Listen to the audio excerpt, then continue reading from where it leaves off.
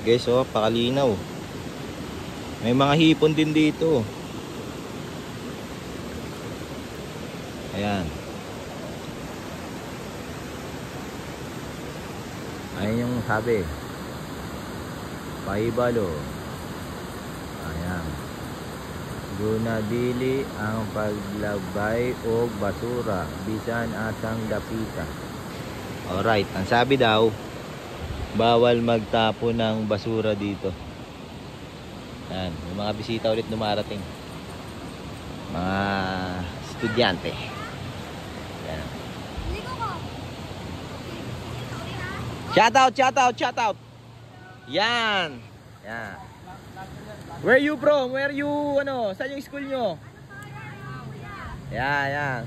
Yan, mga bisita dito sa ilog.